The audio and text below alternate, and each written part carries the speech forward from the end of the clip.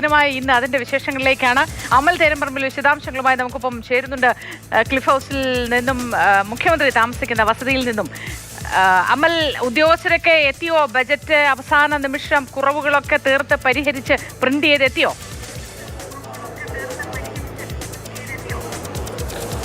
Print ചെയ്ത് എത്തിയിരിക്കുന്നു. ഇപ്പോൾ കണ്ടോൺമെന്റ് ഹൗസിലേക്ക് ഉദ്യോഗസ്ഥർ, ധനകാര്യ വകുപ്പിലെ ഉദ്യോഗസ്ഥരും അതോടൊപ്പം തന്നെ പ്രിന്റിംഗ് വിഭാഗത്തിലെ ഉദ്യോഗസ്ഥരും രേഖകളുമായി എത്തിയിട്ടുണ്ട്. നമ്മുടെ ഇപ്പോൾ നമുക്ക് ദൃശ്യങ്ങളിൽ കാണാൻ കഴിയുന്ന ഒരു ബാഗുണ്ട്. ആ ബാഗിനുള്ളിലാണ് അധികം വൈകാതെ അവതരിപ്പിക്കപ്പെടേണ്ട ആ നിർണായകമായ രേഖയുള്ളത്, ബജറ്റുള്ളത്.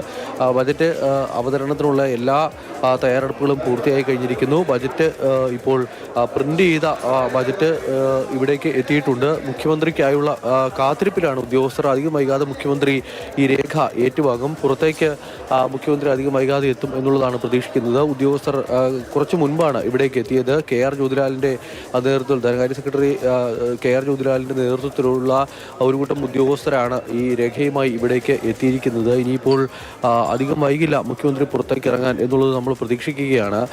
കണ്ടോൺമെന്റ് ഹൗസിൽ നിന്ന് മുഖ്യമന്ത്രി, പ്രതിപക്ഷ നേതാവിൻ്റെ ഔദ്യോഗിക വസതിയായ കണ്ടോൺമെന്റ് ഹൗസിൽ നിന്ന് മുഖ്യമന്ത്രി ഇതുവരെയും മാറിയിട്ടില്ല. ക്ലിഫ് ഹൗസിലെ അറ്റകുറ്റപ്പണികൾ പൂർത്തിയാവാത്തതിനാലാണ് അവിടേക്ക് പോകാത്തത്. അതിനാൽ കണ്ടോൺമെന്റ് ഹൗസിൽ നിന്നും, പ്രതിപക്ഷ നേതാവിൻ്റെ ഔദ്യോഗിക വസതിയിൽ നിന്നും ഒരു മുഖ്യമന്ത്രി ബജറ്റ് അവതരിപ്പിക്കാനായി പോകുന്നു എന്നുള്ള പ്രത്യേകത കൂടിയുണ്ട്.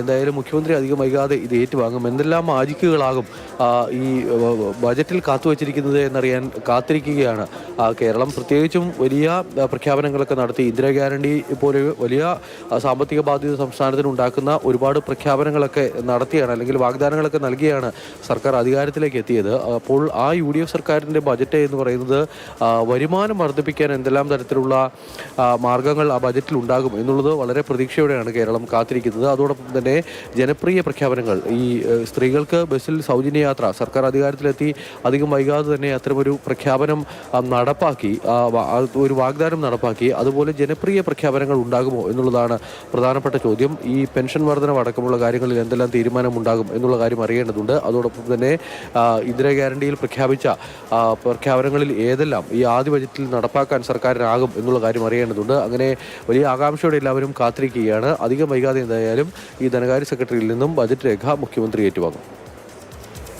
അധികം വൈകാതെ തന്നെ ഈ രേഖ പ്രിന്റ് ചെയ്ത് വന്ന ആ ബാഗിലിരിക്കുന്ന ബജറ്റ് അത് ധനമന്ത്രി മുഖ്യമന്ത്രിയുമായി VD സതീശൻ ഏറ്റുവാങ്ങും. അതിനുശേഷമായിരിക്കും സഭയിലേക്ക് പുറപ്പെടുക.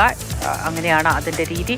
അവസാന അറ്റകുറ്റ പ്രവർത്തികൾ ഒക്കെ ശരിയാക്കിയാണ്, എന്തെങ്കിലുമൊക്കെ തെറ്റുകുറ്റങ്ങൾ ഉണ്ട് എങ്കിൽ, കുറവുകൾ ഉണ്ടെങ്കിൽ അതൊക്കെ നികത്തിയാണ് പ്രിന്റിങ്ങിനായി പോവുക. അത് പുലർച്ചെയോടെ ആയിരിക്കും. അതിനുശേഷമാണ് ഉദ്യോഗസ്ഥർ ബജറ്റുമായി ധനമന്ത്രിയുടെ വസതിയിലേക്ക് വരിക. അങ്ങനെ ഉദ്യോഗസ്ഥർ ബജറ്റുമായി എത്തിയിട്ടുണ്ട്.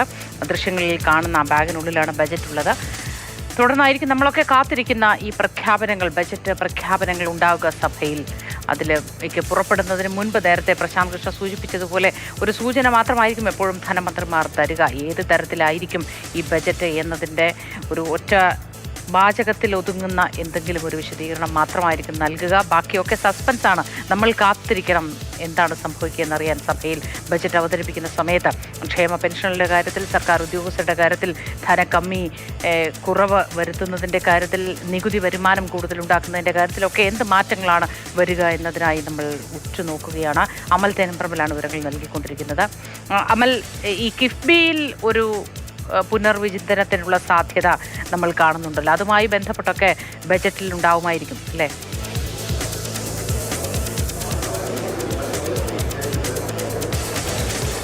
കിഫ്ബിക്ക് 21,000 കോടി രൂപയുടെ ബാധ്യതയുണ്ട് എന്നുള്ള കാര്യം ധവളപത്രത്തിൽ വ്യക്തമാക്കിയിരുന്നു.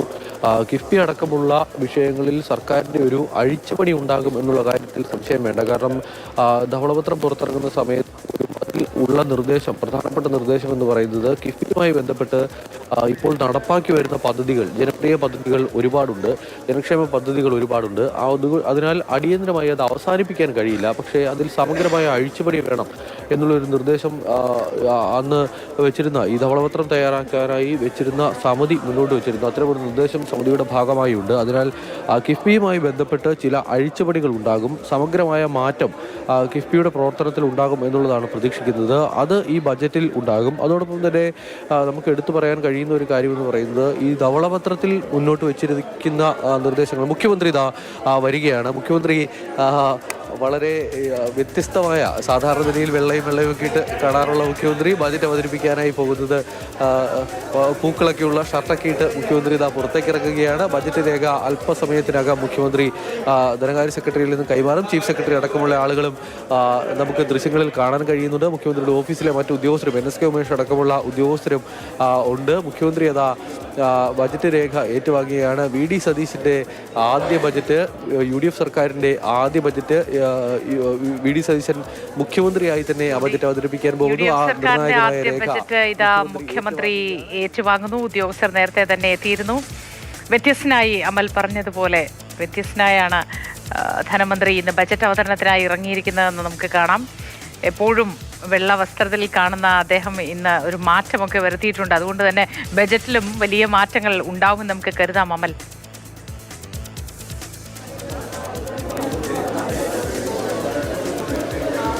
ബജറ്റ് രേഖ ഏറ്റുവാങ്ങി മുഖ്യമന്ത്രി ഇതാ വീണ്ടും ഓഫീസിനകത്തേക്ക് കടന്നു പോയിരിക്കുകയാണ്. അധികം വൈകാതെ തന്നെ ഇവിടെ നിന്നും നിയമസഭയിലേക്ക് ഇറങ്ങും എന്നുള്ളതാണ് നമ്മൾ പ്രതീക്ഷിക്കുന്നത്. നിയമസഭയിൽ കൃത്യം 9 മണിക്ക് തന്നെ ബജറ്റ് അവതരണം ആരംഭിക്കും.